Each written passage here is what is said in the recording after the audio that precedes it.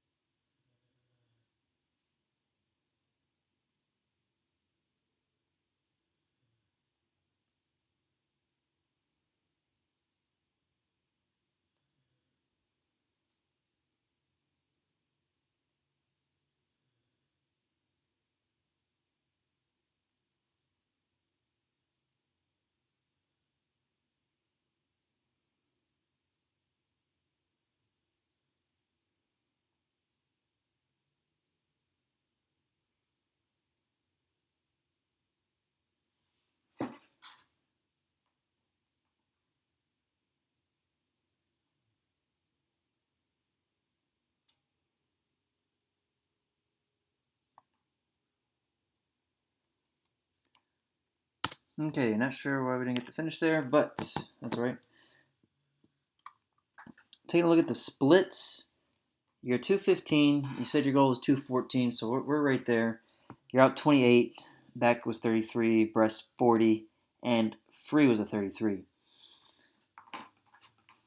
The butterfly, I would say, was probably the most surprising split, which is a good surprise. It's a good surprise when butterfly is strong. Backstroke was solid. I think it could be faster. Like the second 50 of your 100 back was faster than that.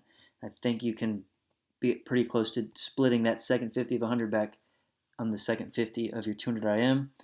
Breaststroke was a 40. You split a 31 on the medley relay. I think we have a lot of room to close there. And then freestyle is a 33. You got really short, really tired, understanding you're on barely any rest. You're not suited up. We're really focusing on regionals. So we're hurting there at the end. But I think there's still a lot of promise for this 2IM despite the obstacles you've had to overcome this season. Let's take a look at some of the swimming itself here.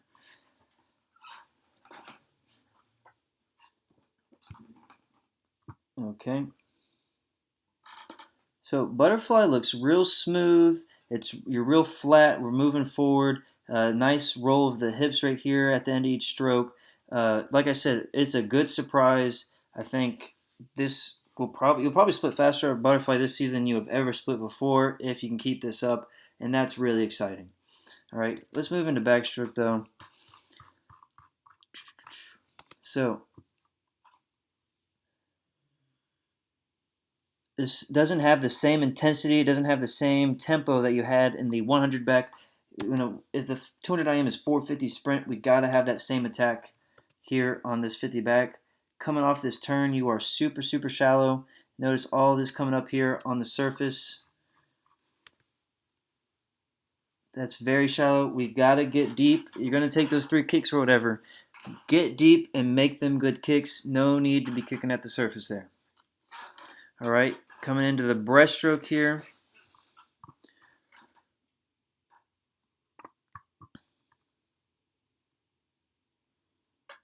Okay, so like I said in butterfly, you did a nice job rolling those hips to the surface each time. You want to do the same thing in breaststroke. So at the end of each stroke, while you're kicking, you want to set up that kick by having your hips high in the water. Notice here, you're extending here, and we're real low in the water. We want to be high in the water. This is sprint breaststroke, especially to be high in the water.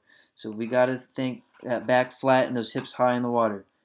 And look at here again, very shallow. We're doing the whole pull out essentially at the surface of the water, and because you're at the surface, you had to rush the pull out.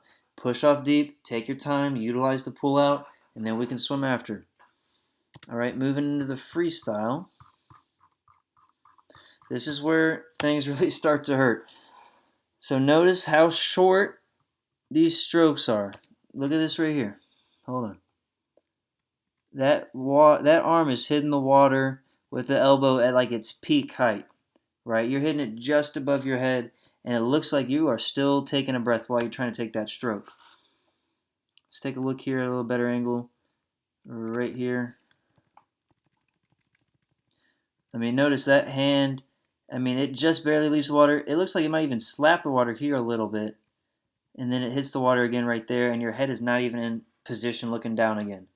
We got to stay long, stay strong. You had a nice 100 free on the 400 free relay.